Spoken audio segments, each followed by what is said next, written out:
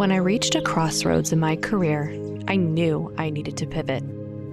I was ready to step out of my comfort zone, embrace new challenges, and carve out a path that truly resonated with me. And that journey began here at the Mendoza College of Business. When I set foot on the campus of Notre Dame, I felt a sense of possibility. It wasn't just about following a predetermined career path.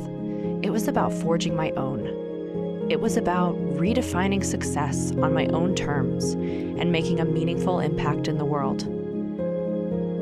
At Mendoza, I found a community that believed in me. A community that challenged me to advance professionally, to push boundaries, and never settle. Thanks to the global experience and guidance I've obtained at Mendoza, I'm not just learning how to pivot in my career, I'm learning how to thrive. And that's a lesson that will stay with me long after I walk across the graduation stage. That's how we grow the good in business.